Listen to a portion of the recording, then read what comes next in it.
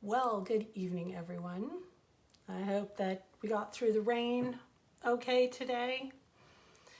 I decided to bring in a lifelong gift of flowers that my ex-husband gave me because he didn't believe in giving flowers. So I cottoned onto that pretty early.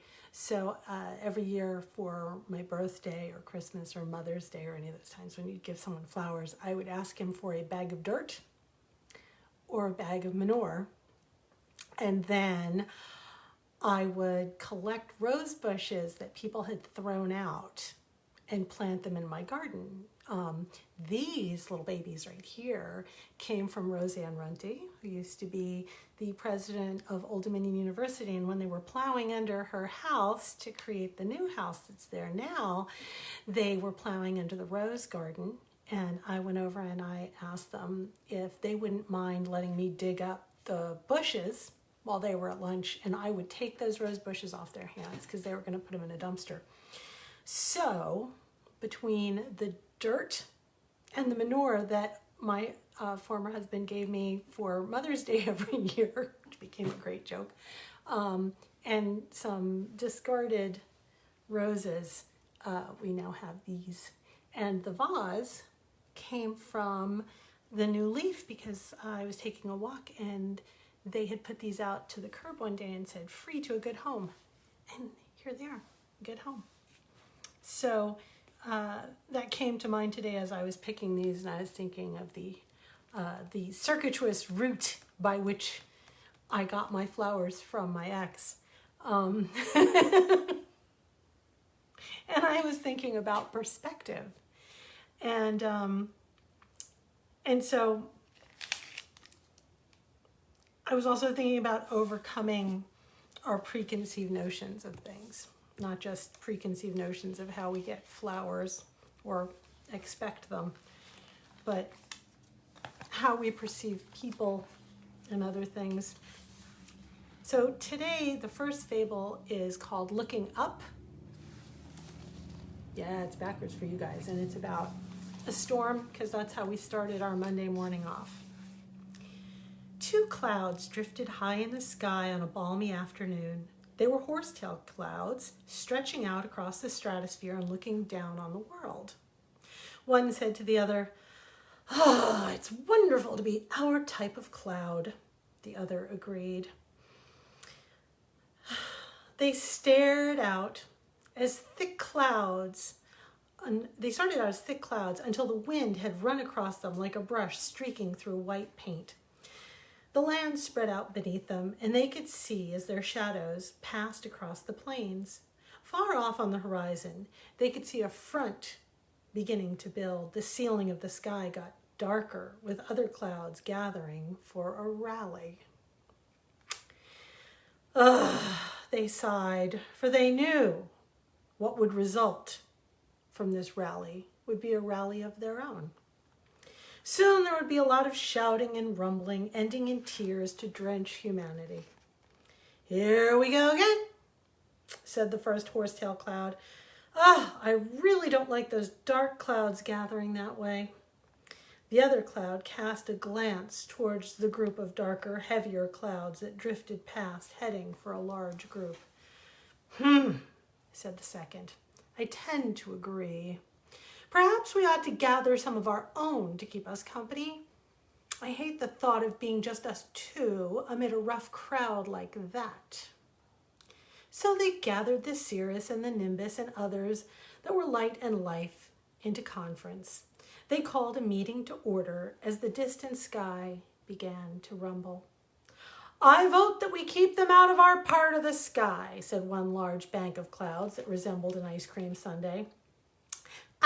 "I don't think that we can keep them out," retorted a wisp. "We tried that before in my part of the country and we failed miserably. Perhaps we could just come to an agreement of taking turns on alternate days." There was a loud crack and a whiff of ozone as two impatient puffs shaped like gavels banged on a tabletop cloud. "Order, order!" One gavel cried. "We must simply learn to tolerate those dark clouds' presence among us. Just ignore them. pretend they don't exist. Eventually, they'll get bored and they'll move on. This seemed a sensible suggestion, and so it was agreed to ignore the newcomers. The light clouds were all well pleased with themselves until they realized that the other clouds meeting had broken up some time ago, and they were not only on the move, but were fast upon them. Just as all the clouds came together, the wind began to howl. "Don't leave me out," it wailed. "I'm a mover and a shaker, just like all of you." "No, no, absolutely not," cried the first horsetail cloud. "Dark clouds are bad enough. We don't need the wind mixing into this debate." "Well, at least that's one thing we can all agree on," said the deep voice of a thundercloud. "Be off with you now, wind."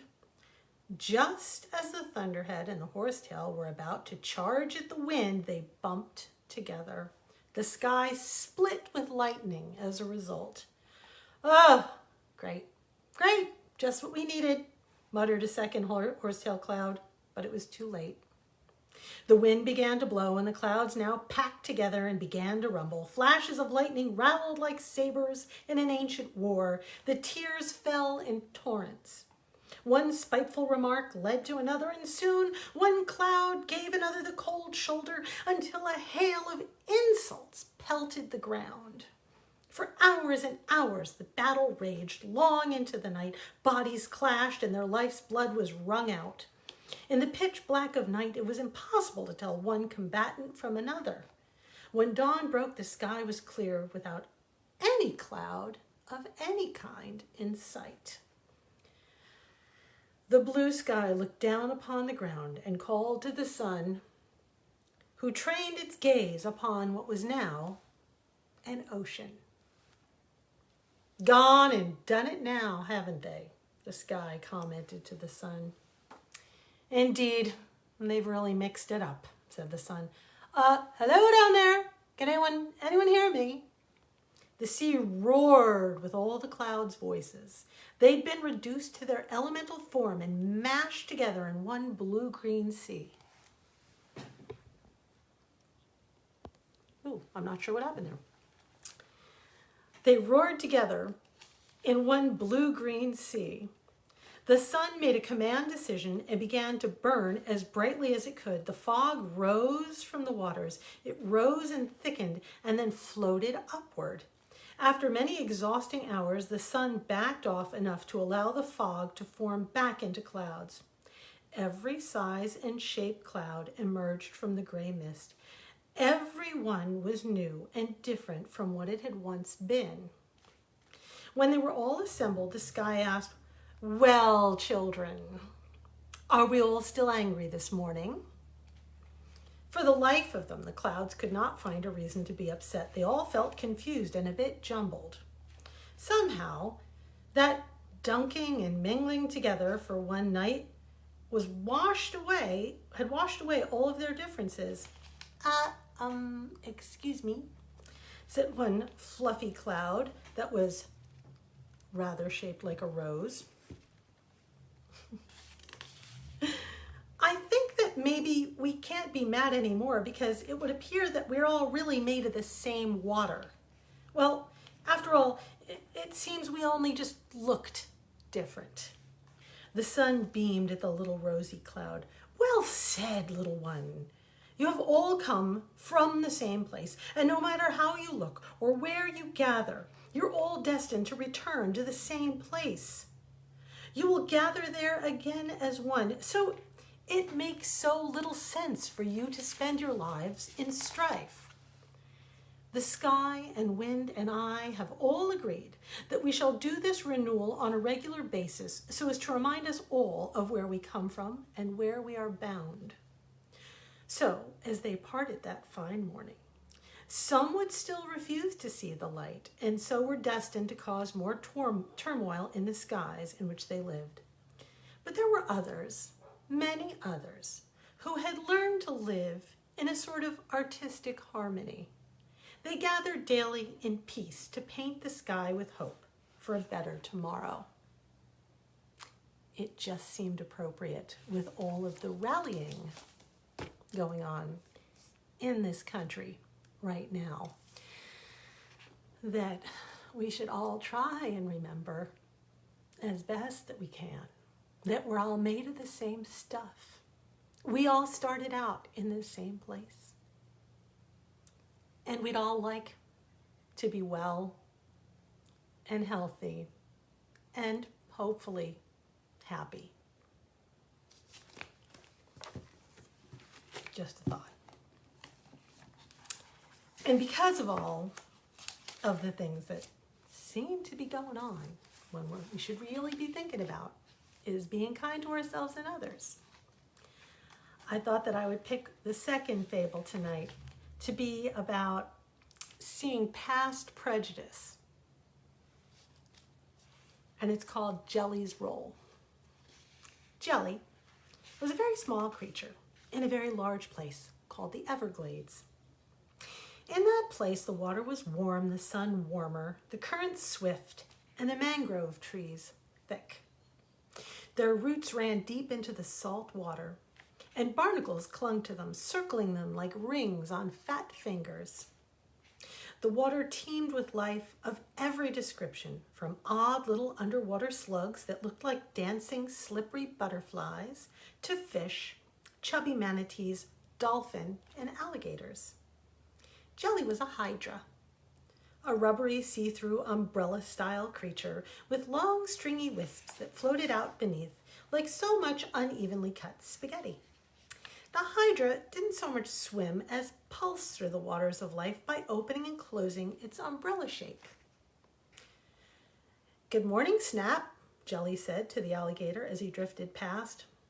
The gator narrowed his eyes at Jelly, and in one lightning-fast move, slapped him aside with the thick of his tail.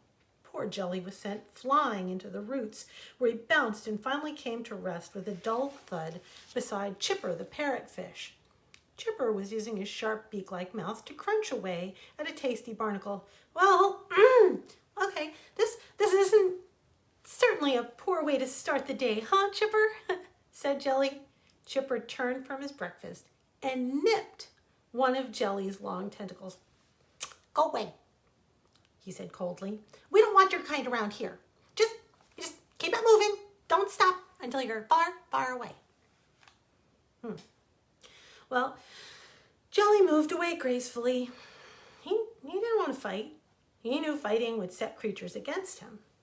The problem was not with Jelly. He was, in fact, a very kind little creature. All he wanted to do was find a place to live where he would be at peace with his neighbors.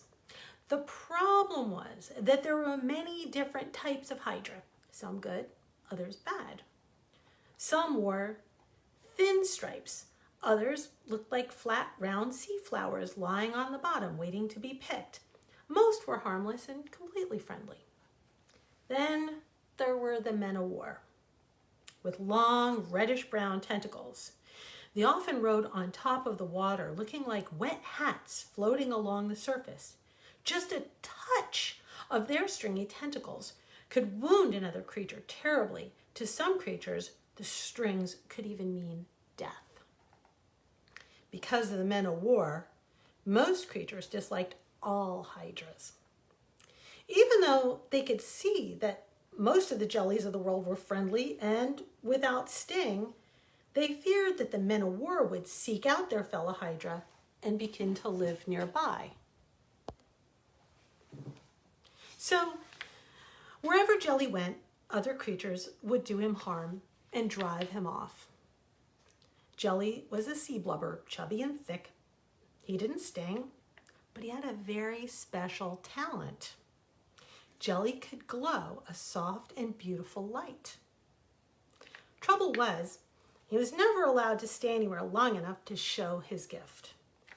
Today was to be the last day that his light would stay hidden. A school of dolphin ran through the waters near the mangrove islands. They were on a hunt for mullet. They formed a hunting pack of 3 and would swim up behind an unsuspecting fish and shoo them up towards the shallow water. Dolphins have a knack for being able to surf up the sandy beach for a few moments and then roll off into the water. The dolphin would surge forward and the frightened fish would become beached where the dolphin could scoop them up. This was mullet season. The dolphin were in a race against the fishermen to make their catches before the schools of mullet moved on to the next place. The hunt had gone on for days. Each day, as they rushed past, the dolphin would purposely slap and bump the poor little hydra in their path. Over the years, many dolphin had died from man-o'-war stings. Like so many others, dolphin remembered only the bad stories about the jelly, and so they hated them all. Today, a little dolphin named Flip was taking his very first hunting trip with his father and mother. As they surged past the place where jelly drifted, Flip saw his father slap the little jelly hard with his fin. Papa, he cried, "Oh, we must stop. You accidentally hit that little hydra back there. We have to stop and help it. It looks like it could be badly hurt." Flip's father let out a low whistle of warning that meant for Flip to be quiet, but Flip couldn't stay quiet. "Papa," he said urgently, "please, you have to stop and help." His father did stop, but it was to say in an angry voice, "We do not help their kind. They deserve whatever they get in life, the worse the better." Flip couldn't believe his father felt that way about another creature. It just didn't seem like the good, fair papa that he knew. "But you always told me to help those in need," Flip argued. "You said that I should be kind." His father let out another series of clicks and whistles, saying, "I meant be kind to your own. Let others take care of themselves. That kind of dolphin killer, that's what they all are." Flip was having a hard time seeing the little hydra floating aimlessly as a killer. As a matter of fact, it was beginning to look dead itself. The little dolphin begged and pleaded, but it did no good. His father swam off and expected him to follow, but something inside Flip told him that this would be wrong. So he turned away and he swam back to Jelly. He said in a very soft voice, I'm here to help you, so please don't hurt me." Jelly groaned. Oh, he looked up at the dolphin. It was the first creature to speak kindly to him in a very long time. "I would never hurt another living thing," Jelly said. "Don't judge a stranger by what others have done." The little dolphin said, "Slide onto my back and I'll carry you to a safer place." Flip carried Jelly on his back and let him off at a nearby mangrove. Then he went to the place where his father and mother were supposed to be hunting. As soon as he saw his mother, he knew something was very wrong. His father was nowhere in sight. "Where's father?" Flip asked in alarm. His mother had beached herself in grief and was keening in a terrible way. "Gone! He's gone!" she cried. "He was caught in a fisherman's net and dragged off towards the village." "Well, we have to go after him," Flip said. His mother shook her head and moaned. "No dolphin has ever gotten out of a fisherman's net. He's surely gone forever." Flip refused to give up. He turned and began to swim towards a system of narrow canals that led to the fishing village. Along the way, he met up with Jelly and told him what had happened. "It's getting dark," said Flip. "While I may be able to make it to the village, I'll never be able to find the boat, let alone find my way back through the canals. They're like a maze." Jelly slipped onto Flip's back and said, "I can help with that." So saying, Jelly concentrated on the most beautiful thoughts that he could imagine. He thought about flying fish in the sun, peaceful seas, a world without hate. As these thoughts came into his mind, his body began to fill with a calm and beautiful light, and he glowed like a beacon in the night. Flip gasped at the change in his new friends. "Wow, you're beautiful inside." "My mother always says every creature can be beautiful on the inside," Jelly said. "The trick is in finding a way to bring it out to show the world." And so it was that Jelly provided the light that guided Flip to his father. When Flip's father saw his son coming towards him in the darkness with the glowing light above him, he thought he was seeing an angelfish. "I must be dying," he thought. Flip reached out and touched his father with his fin. Then he started to bite and chew and saw through the netting and worked his father free. Papa, I've come to take you home, Flip said. This is my new friend. His name is Jelly, and without his light, I would never have been able to find you in all this darkness. Flip's father shook his head and stared at the little creature. A hydra that glows. Are you a spirit? He asked. I thought all hydras are killers. Jelly beamed at the older dolphin. We are all creatures swimming in the same waters. Each is different. I would like to be your neighbor.